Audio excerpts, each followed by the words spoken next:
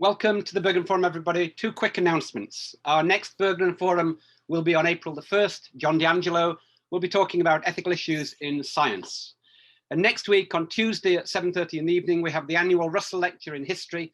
This year's speaker is Jacqueline Dowd Hall, Professor Emeritus at the University of North Carolina, and she'll be talking about how Southern women challenged conventional attitudes regarding race. The title of her talk is From the Lost Cause to the Civil Rights Movement, a true story of bravery and betrayal. Today, we are absolutely delighted to welcome Levi Bridges, a distinguished Alfred alum, well known to many of you. He graduated from Alfred, I think in 2007, is that right? Yes. Good. Since then, he's led what by any standards can only be called an interesting life. He completed a master's in journalism at UC Berkeley. He lived and worked in Mexico City. He lived for a time with undocumented workers on a New York apple farm. And when he felt he needed a vacation, he biked 10,000 miles across the former Soviet Union. His work has appeared in many places, including the Associated Press, the Washington Post, and on public radio's global news program, The World. Incidentally, while the Bergen Forum prides itself on the international range of the topics covered, today's event takes our internationalism to a new level since Levi is joining us from Bacalar in southern Mexico, which I believe is a first for the Bergen Forum. Today, Levi is going to talk about his experiences traveling with a traveling Mexican carnival. Levi, I leave it to you. Okay, thank you so much for having me. It is a pleasure and an honor to be here. The internet in Mexico does not always work that great, so if I disappear, please forgive me. The title of the talk is La Vida es un Carnival. It is a reference to a famous salsa song.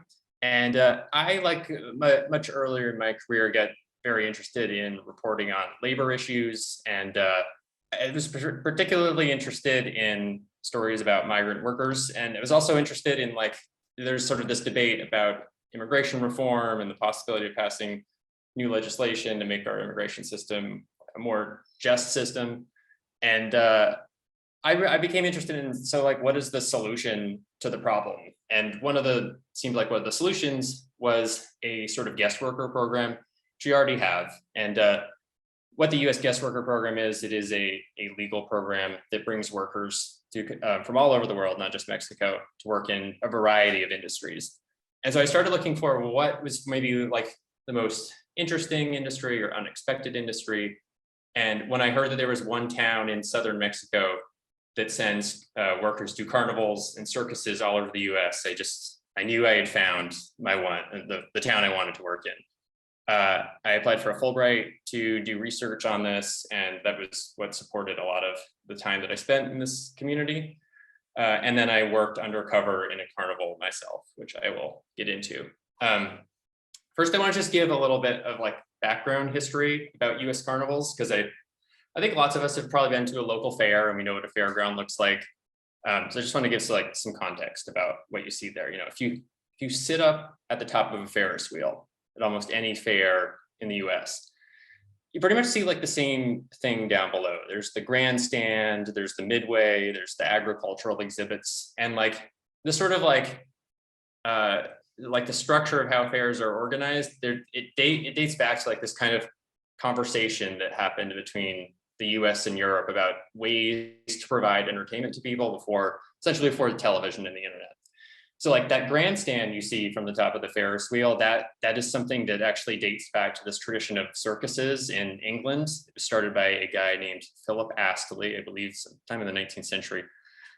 Who was this famous equestrian, who was the first person who made this sort of circular track where there would be horse shows and races, and then in between the horse events, there were these sort of juggling acts and things like that. And that event was called a circus, or it became to be known as a circus. And so when circuses eventually came to the early United States, we didn't at that point have a big enough population in most parts of the US to support sort of a fixed event that didn't move. There just weren't enough people to keep coming every week and buying tickets. So circuses in the US became a mobile operation. And that kind of went in line with when railroads were starting to be built. Circuses would travel on the railroad. And when a circus arrived in town, it was a big deal. This one historian I talked to said that, when workers get off the train, start setting up the tents, that was considered kind of part of the show. That was part of the day of entertainment. Everyone would come to see the circus. And so as the sort of American circus evolved on the railroad, there also was this like a tradition of worker exploitation. And part of how that came about was it was a lot of poor workers or poor people who would tend to work at the circus. And it was not just a job, but it was a way for people to travel around America who couldn't afford train tickets. And so a lot of times employers would withhold a circus worker's wage until the end of the season because they didn't want them to just get a free ride on a train and then jump ship. And so from the very beginning, there was sort of this tradition of workers not being paid well and issues around wages. There was something called redlining, which actually happened where workers who got injured or workers who spoke up about bad working conditions were thrown off the trains in between shows. And so eventually the circus and the carnival that we see at like a county fair, they kind of merged together. That happened in the 1893 World's Fair in Chicago. At the previous World's Fairs in the US were not very profitable. And so the people who organized that World's Fair were looking for a way to bring in more money. And what they came up with was making this, they were also looking to beat the previous World's Fair, which I believe was in Paris, where the Eiffel Tower was unveiled for the first time. So they came up with this idea of the Ferris wheel. This would be better than Paris. And we'd have all these new mechanical rides. And they set them up on this park in Chicago. I'm not from Chicago, so I'm pronouncing the name of the park wrong. I apologize. It's the Midway Plaisance Park. And so it was a big success. And they had all these carnival rides. No one had ever done this before. It made the fair profitable. And then sort of like all these copycat midways started popping up at these agricultural fairs around the US. This is like early 1900s.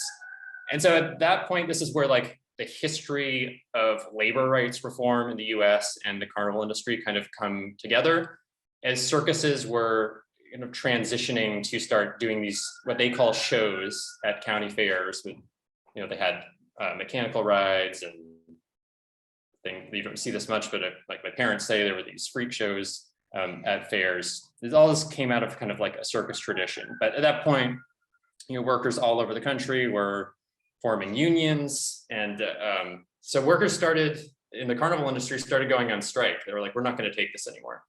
And so these mechanical rides were a way for who were previously circus owners. The mechanical rides were a way for them, they didn't need those tents anymore that people used to come watch the workers set up. So you could have less workers and something that brought in more profit. Around the 1950s, there was a series of legislation that was passed called the Fair Labor Standards Act, or the FLISA. And this brought us things that we didn't have before, like a 40-hour work week. If you work more than 40 hours, you must be paid overtime. You must be paid either federal or state minimum wage. And there are many exceptions to the Fair Labor Standards Act. People who don't work in low wage industries are probably not aware of this, but when the Fair Labor Standards Act and the different amendments were being passed, some industries, including carnivals, lobbied hard to get exemptions, and carnivals were one of the successful ones. And they basically they got an exemption to where they do not have to pay the workers minimum wage. So legally, you can pay a carnival worker 10 cents an hour, and that's completely fine. That's not in violation of US law. So I thought the carnivals would be a perfect place to investigate kind of like what's wrong with low wage industries in the US. So now I'm going to disappear into a slideshow. That is okay.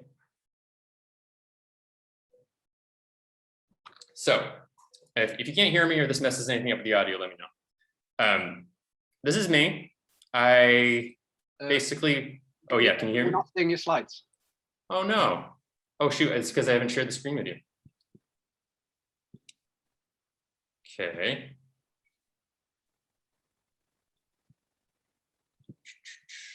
How about now? You need to be you're not in present mode yet. Oh no. Let's see here.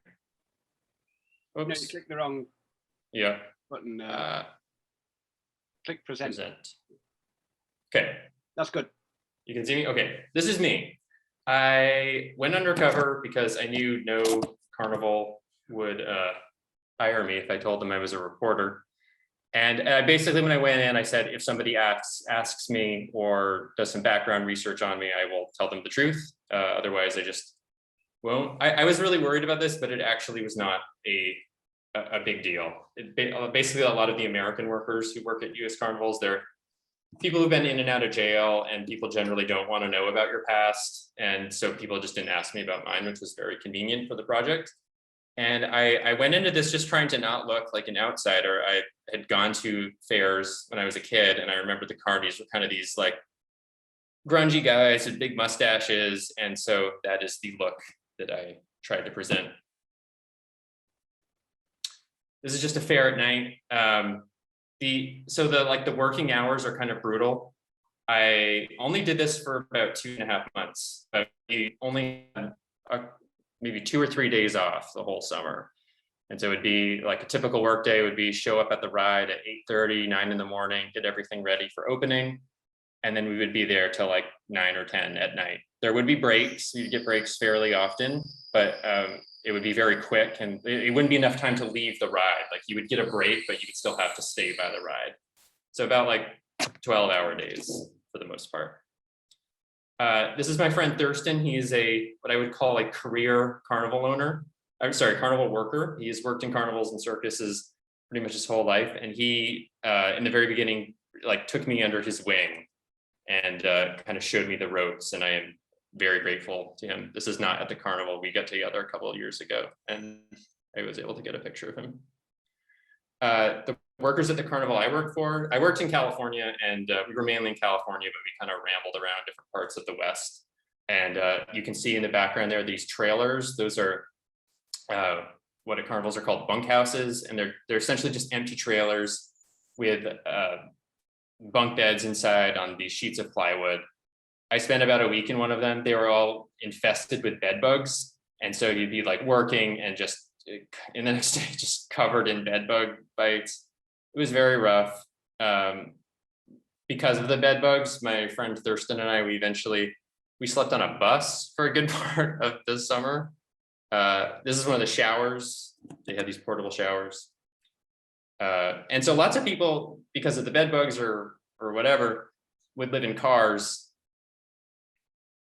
And Thurston and I we got tents, and the carnival told us that they didn't want us to,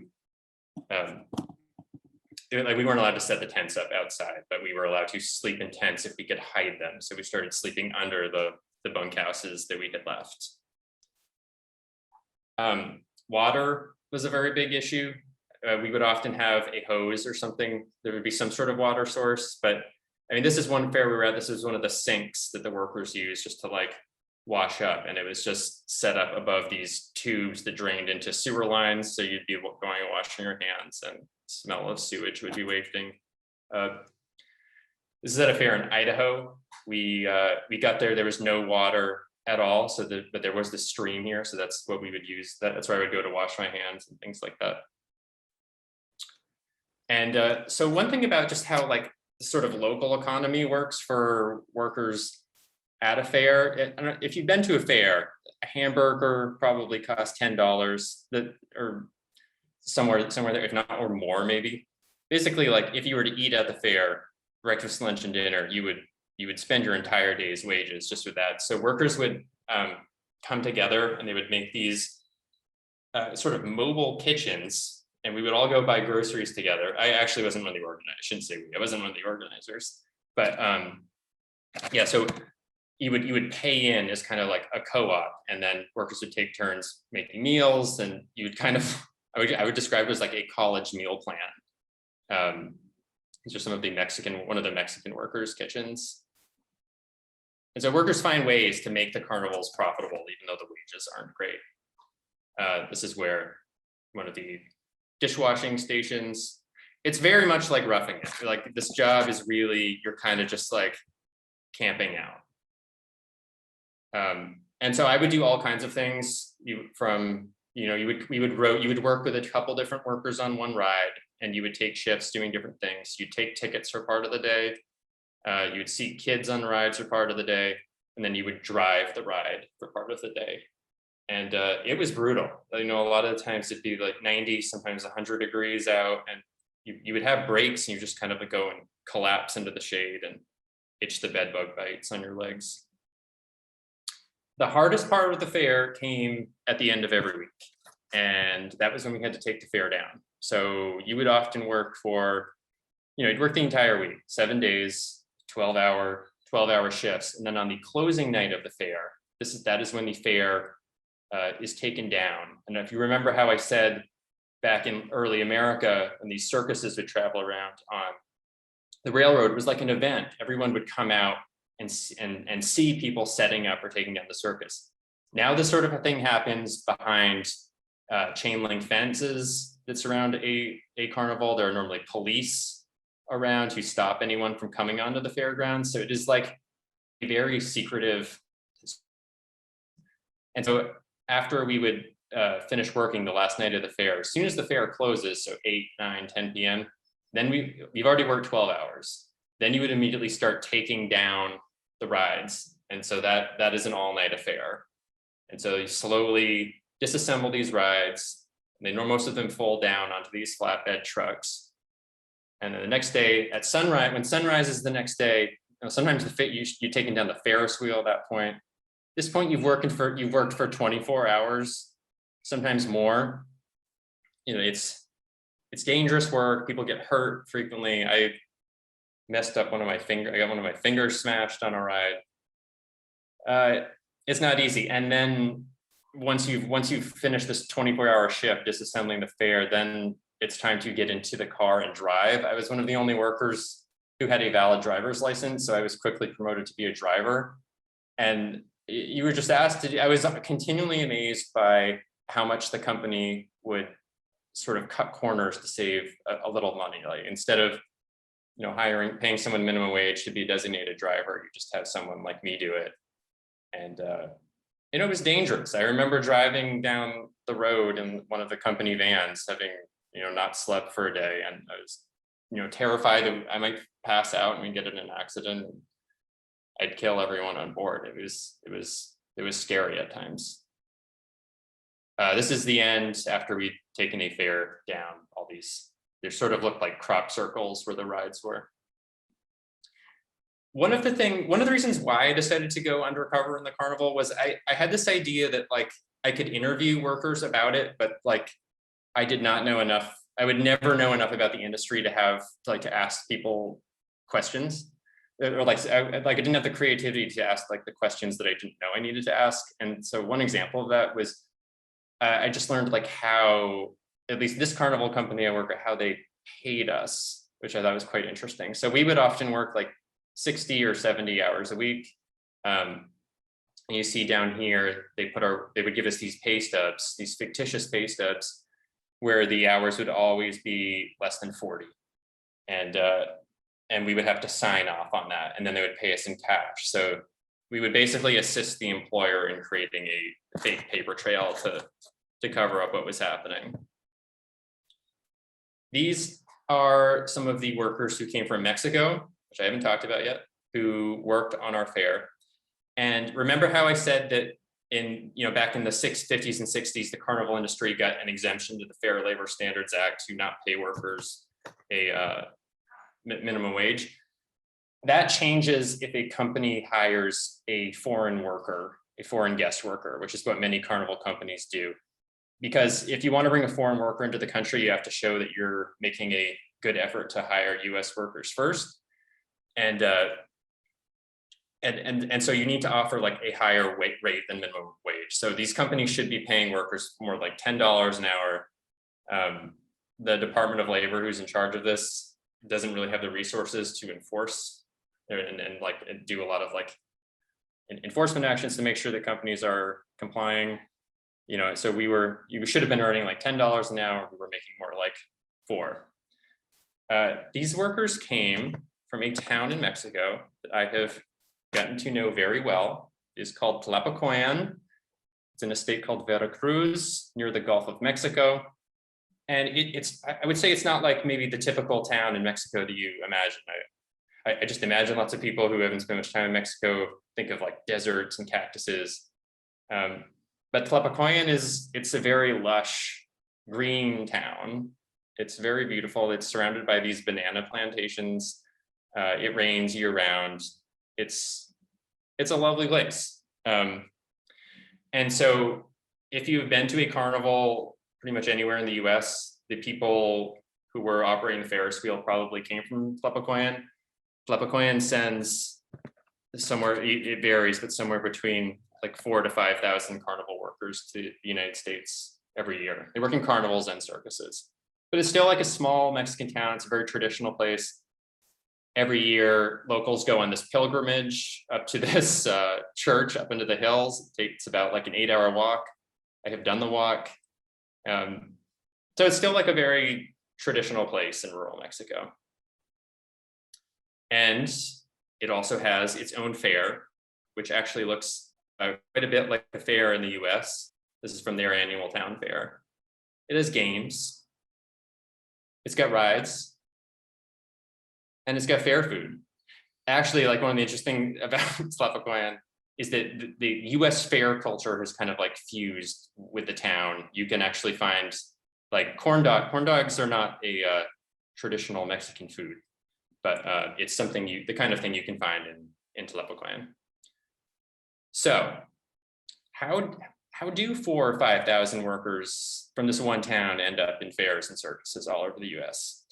It is all because of one man pictured here. He's the person being interviewed, this American guy named Jim Judkins. Jim Judkins, his backstory is when he was a young guy, he was going to college in Pennsylvania, I believe, studying Greek mythology.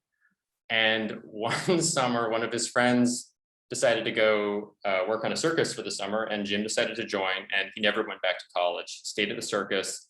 He loved it. One of his first gigs was shoveling the manure of an elephant named Baby Lisa that he took care of. Later, Jim went out on his own, and he started his own circus called Circus Chimera, which he says is named after one of the Greek gods that he studied in college.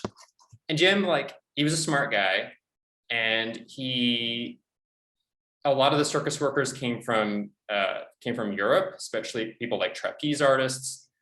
And he got very good at learning how to do all the paperwork to process visas to bring these workers over. And Jim eventually started helping out other carnival companies who were also looking to get these foreign workers.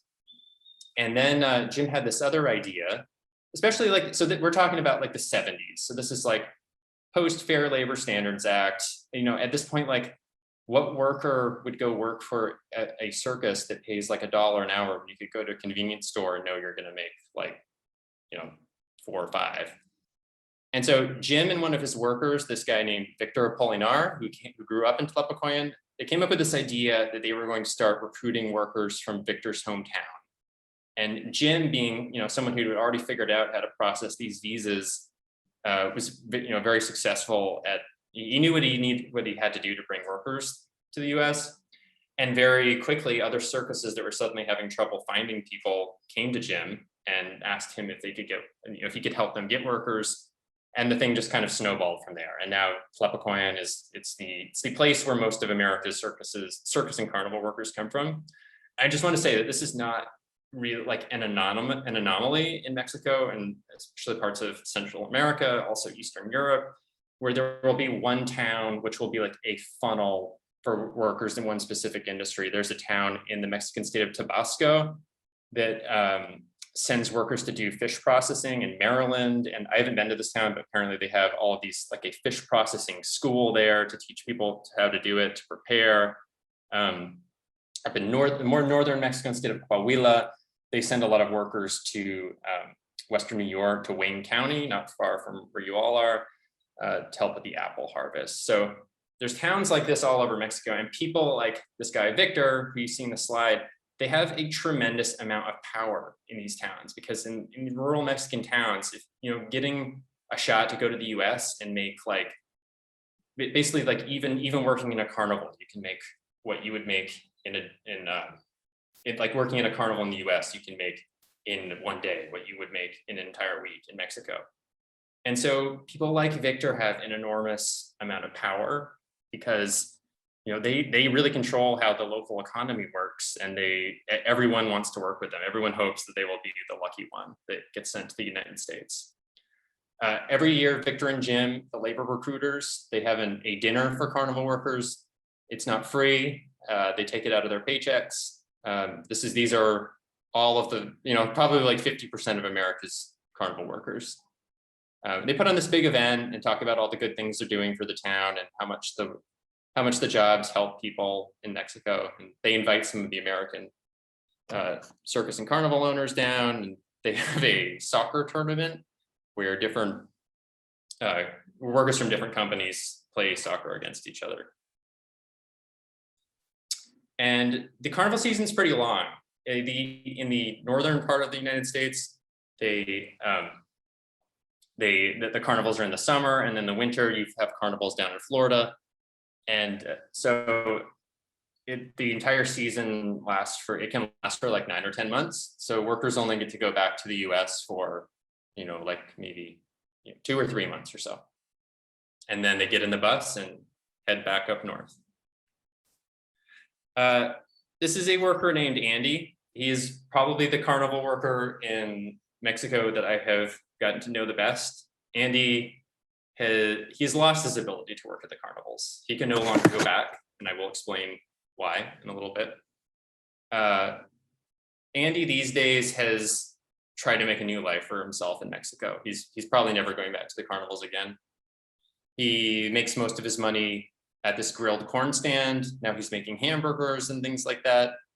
And he normally earns about, I would say, $10 a day, which is about what you would need to live on in Mexico. I would say like so much of the Mexican economy is, people who are living in the Mexican economy are just, they're living day by day. It's something people always talk about. You work, make $10, it's enough to feed your kids and put a roof over your head. On sunny days when Andy doesn't have anything to do, he gets in the back of his pickup truck and goes out into the countryside, and he hunts snakes, these giant 8-foot snakes. And with their skins, he's able to sell them to people who make boots, and he can make like $100 for a snake skin. So more than a week's wages with one snake. This is the sort of thing he's doing to get by now that he's not going to the carnivals, which I will explain why in a bit. This is Andy with a lawyer from California named Korean Copper. And in 2013, Korean and a Mexican lawyer came to Tlapacoyan, and they basically were trying to do outreach with workers to educate them about US labor laws, the sort of wages that the workers should be earning. And they basically said, if you guys ever want to look into taking legal action against your employer, call us. And they kept going back again and again to, excuse me, to try and find workers who wanted to sue or that they could help. And Andy was one of those workers when he was very grateful for the carnivals, for the work that they had given him. And he really kind of grew up there. He learned English. It was a really big part of his life. But when he found out that he was being paid like 3 times less than what he was owed, he was very angry. And so Andy and about 14 other workers who were previously employed for one of the biggest carnivals on the East Coast called Degler Attractions, they decided to sue them for wage theft. This lawsuit was a really big deal in the town. Lots of people didn't really understand what it was about. A lot of workers, when they heard about the lawsuit, thought it was against Victor, the labor recruiter, who you're seeing his picture right here. And so there was a lot of backlash in the town against these guys who decided to take action and stand up for their employer, because people in town thought that the lawsuit was against Victor, and it would mean that everybody was going to lose their jobs. So the workers were sort of ostracized in town. Victor also blacklisted them. So once these guys sued, they lost their jobs. They weren't rehired. And Victor at this point, it was becoming sort of a big deal to go against him in the town because he was getting more and more powerful. This is a poster. Victor eventually ran for what they call municipal president. It would be something equivalent to like a mayor. This is from one of his election posters, and he won. This is also some signs in support of his presidential campaign. So now Victor controlled every aspect of the town. He controlled who got jobs in the US. He was, was mayor now, he controlled the local government. And so the workers were a lot of the workers started to regret joining this lawsuit. This is one of the plaintiffs in the lawsuit against the company Degler Attractions. His name is SIU Morales. And SIU had a separate complaint because when he was working for this company, Degler, he was setting up a game and a retention cable snapped on the game and hit his eye. And it badly damaged his eye. He had trouble seeing, he was dizzy afterwards. He told his employer what happened. And they basically said, you can keep working or we will send you back to Mexico right now. And forced him to keep working. Not long after Victor became the municipal president of Tlapacoyan, workers, including SIU, started getting threats, and quite violent threats against their life, either in the form of notes or in the form of cell phone calls. And one night, SIU was walking home and a group of guys attacked him. They beat him up very badly. He had several ribs that were fractured. And so now the plaintiffs who had joined this lawsuit were very scared. The threats had become real. This is another plaintiff in the lawsuit against Degler Attractions named Enrique. Enrique also got threats that were not physical, but he was so scared that he left the town altogether. This is another plaintiff in the lawsuit named Angel. Angel, I remember not long after the other guy got beat up, he called me up and he wanted to, he just asked me how you could apply for asylum in the United States, because he was, he said, I'm worried about my son, I'm worried about me. I don't think I can stay here anymore. He's now living in Canada.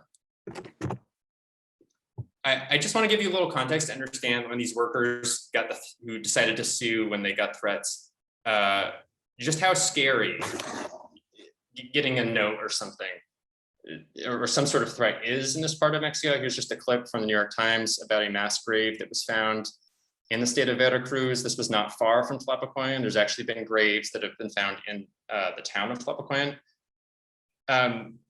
This is a part of Mexico. I don't want to make Mexico sound like it is a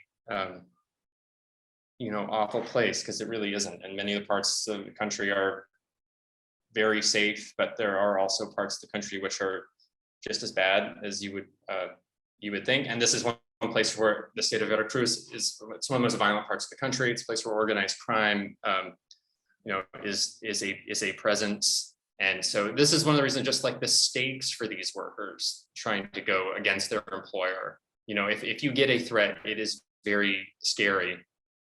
This is a local lawyer in town. He is someone that people call when they get a extortion threat, or when someone gets kidnapped, either by a drug cartel or by a smaller gang. This is a note. One day I was hanging out with the lawyer's name's Alfredo. One day Alfredo and I were hanging out, and a friend of his called up and said, I've just gotten the note of people asking for money. Here's an image of the note. It basically says, look, here's the deal. I know where your daughters go to school. I know where your family lives. We're watching you. Here's the number you can call to give us money. So these are how these things work. So around this time, Tlapacoyan became like quite a scary place. I would go there on numerous reporting trips, and I would stay with Andy because I felt like it was safest. And at night, the town would just shut down. People wouldn't go out. It was in day, it would be fine. It would be a normal town, but at night, it was just like, that's kind of when the bad guys were in control. And so Victor, who was the labor recruiter who became the mayor of the town, people were really frustrated with him with not doing more to combat the violence. And I don't want to speculate or say things that we can't prove, but like one of the big rumors is that he was working with local organized crime, and that they were likely extorting him and also taking some of the money, which would make sense because most people get extorted, and most businesses, or many businesses as part of Mexico, do get extorted. So it would make sense that part of the Carnival movie money that is flowing into this town is also going to organized crime. Back to Andy. So like Andy is part of this lawsuit. He's lost his US job, and and he's scared living here. Like, it's just a small town. some of the other plaintiffs in the lawsuits have gotten threats, and the lawyers who were representing these guys, it was very frustrating for them as well, and scary for them as well, because these workers had entered the United States on temporary visas. They had to go back to Mexico when those visas expired. And so if they had been able to stay in the United States, the lawyers would have been able to get them, or likely would have been able to get them something called a U visa, which is for people who have been victims of a crime who are cooperating with law enforcement investigations. But these guys were in Mexico, so they didn't qualify. So there's really nothing they could do. And this is, I think it's an example of, the way the U.S. guest worker program is currently set up. If it is full of instances of exploitation, and it is very difficult for workers to seek justice through the U.S. legal system because they are not actually in the United States. Let's see here. Okay, no, anyway. Okay, so I'm just gonna tell you how the lawsuit ended up. Andy eventually got exhausted by the entire thing, and I remember I went back to Tlapacoyan on this one trip, and he just sat down and he said, I've been working and struggling financially for so many years, hoping this lawsuit would work out, and like I'm still so angry at the carnivals, but I've decided I want to go back and like go right back to the industry that I took legal action against. He contacted his former employer and asked if he could go back. They said, if you drop out of the lawsuit, we will rehire you. So Andy dropped out, and then he never heard from them again. Some of the other plaintiffs in the lawsuit said that the company had also reached out to them and tried to get them, gave them offers of a job to try and leave the lawsuit and dismantle it. Eventually the lawsuit settled, and the workers, basically like the company appealed the case, and they were willing to fight it. And the legal organization that's representing the workers eventually lost the resources to keep really litigating this thing. And so it dragged on for like 5 years. Eventually they settled. The details were confidential, but from what I was able to learn, it sounded like the workers actually got less money in the end than they were owed. But Andy, I'm happy to say, this picture of Andy with his family, he was very depressed for like a long time, but when he lost the ability to go back to the United States, it really forced him to make a life for himself in Mexico. And I really think now he's eventually started his own business. It was very tough, but I think he's happier than he's ever been. And I've seen this with a lot of migrants that I've met. It's very difficult for people when they lose the ability to go back to the US, either because they're deported or for another reason. But I found this to be a common thing, that like once 5 or 6 years go by, people tend to things tend to work out. Like they tend to figure out how to find a way to be happy at home, and not like, I don't think Andy even really wants to go back to the US anymore. So that is what I have to share. If there are any questions, oops, let's see, stop share. If there are any questions about this project, about being a reporter?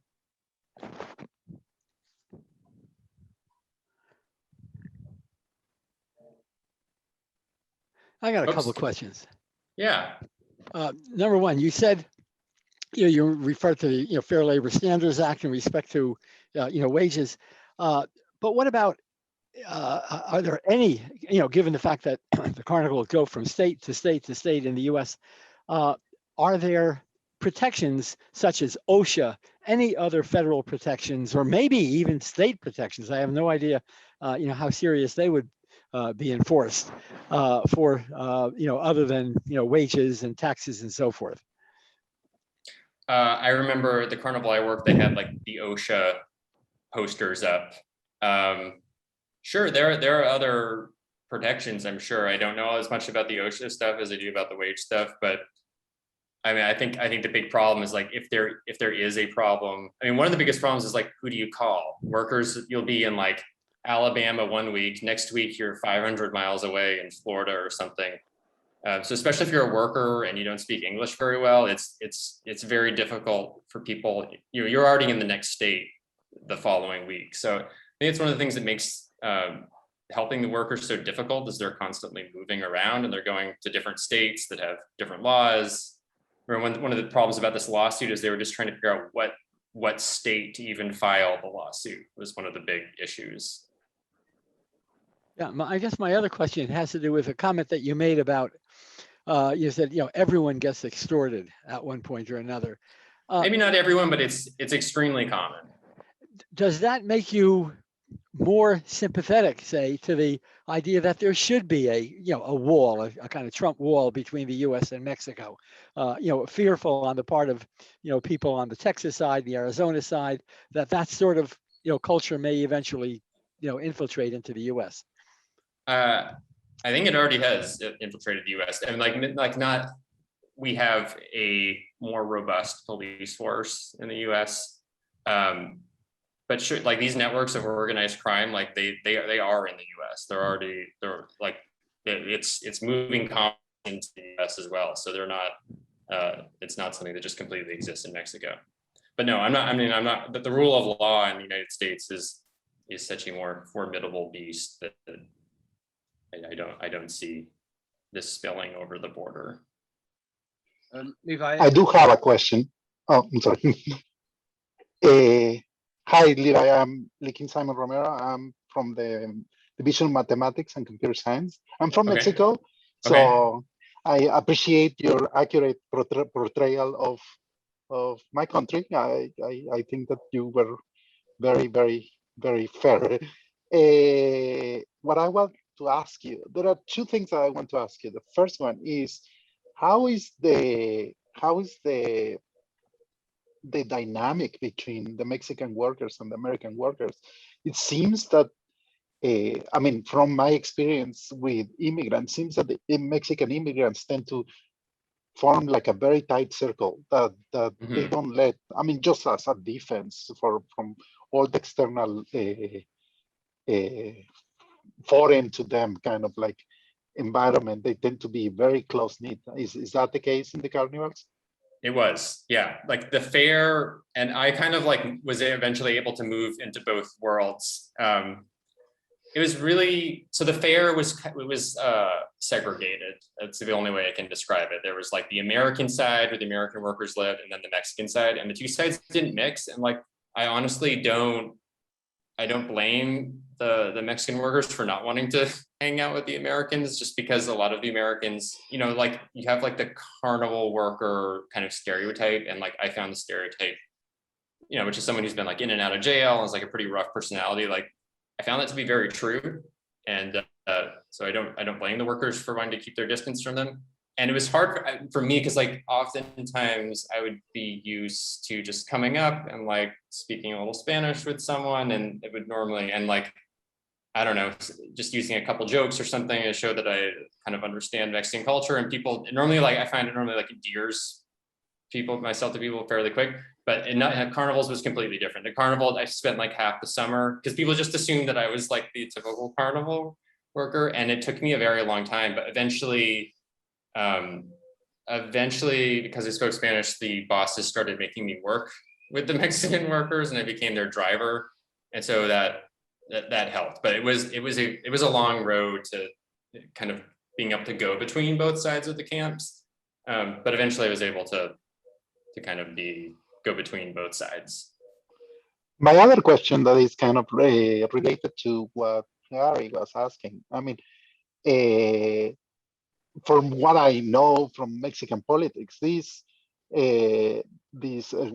Polinar? What is Victor Polinar's? What was the name? Victor Polinar. Yeah, Victor Polinar was kind of like supported by a very small political party. I mean, I know that once you get to the more rural kind of towns in Mexico, those political lines, I mean, they blur. You lose the ideology, and you just start just it's like a particular kind of like place that you can compete, right? I mean, it's a political party is just a place, give you a place to compete. So My question is, so you didn't get any evidence of, I mean, in rural Mexico, it's very common that the organized crime, it is involved in politics. Every time Mexico is going to go to elections right now, and the crimes and the killing of political candidates starts to go up as we approach the elections. So you didn't notice any kind of like connection within this person and the. It was something I so badly wanted to be able to prove in a definitive way, and I followed like as many trails as I could and public records and things like that. But I eventually was like, I have to give up on this. Like he is no longer the president, but he is running. They're having a new election soon, and he's running again.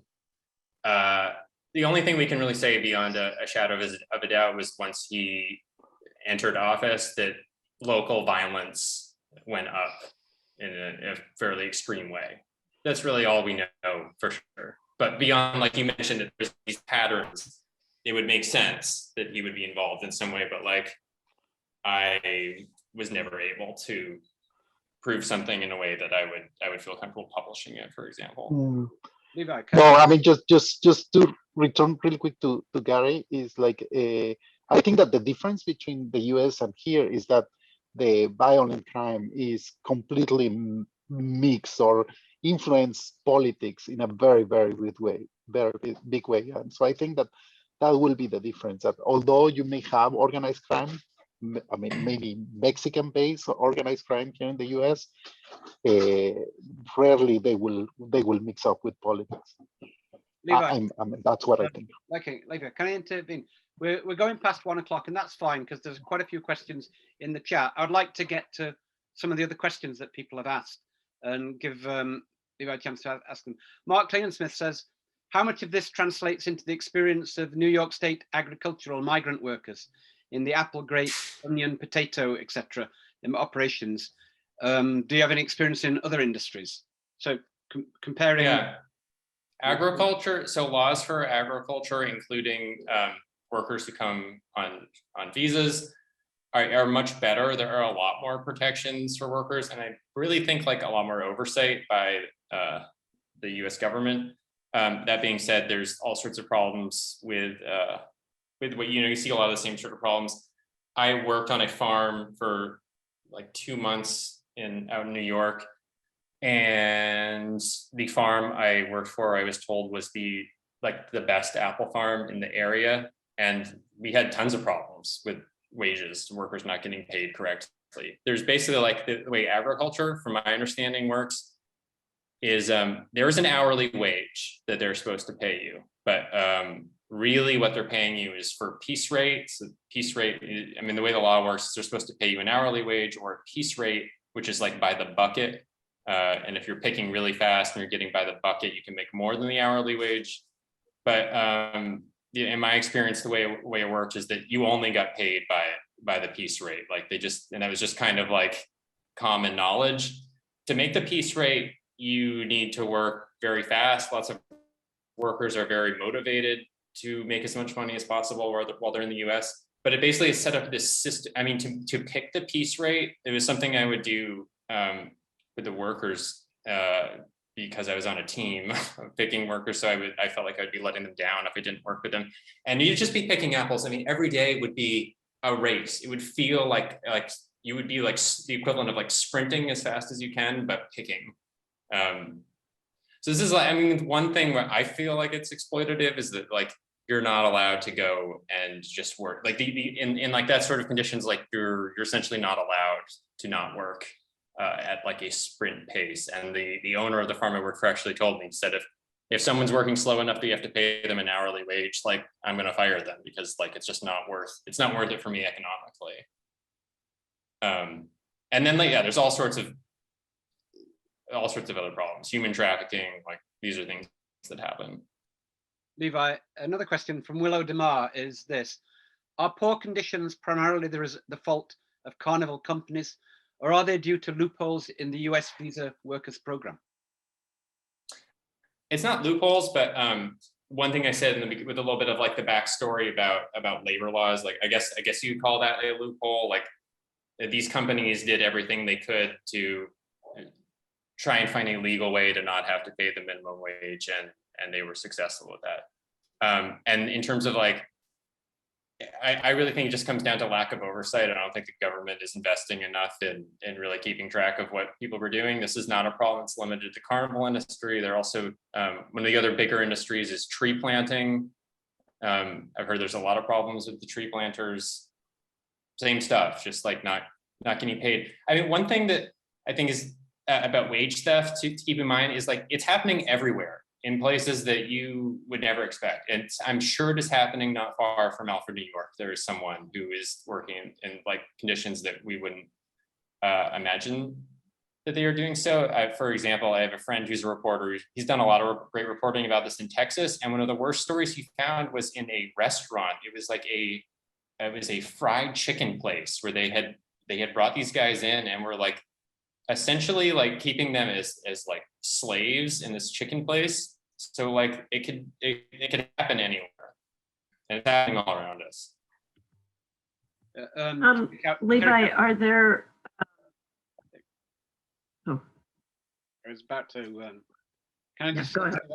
Kerry Couchman commented that in our area, the dairy industry as an example, there were two personal questions for Levi. Bob Myers wanted to know if you've published on your carnival work, and Pamela wanted to know if you're still at Berkeley. Not still at Berkeley. I'm currently in Mexico. I did a master's at Berkeley finished 4 years ago, I guess. I made a documentary about it in Spanish with NPR's Spanish language podcast. I have been in touch with another outlet about doing a podcast about it. I made like a very big mistake because I wanted to publish something in Spanish very soon. It was very important to me to make the work available to people in the community. But I basically, like, no print outlet will take it because a version of the story already exists out there, another version. So there's a version in Spanish. I've been in conversations with this podcast about doing a mini series about it, which I hope is something that comes out eventually. We will see. I will let you know though. I think Vicky Westacott has a question. Yeah, I had a question about, like, this is all people who are coming in legally.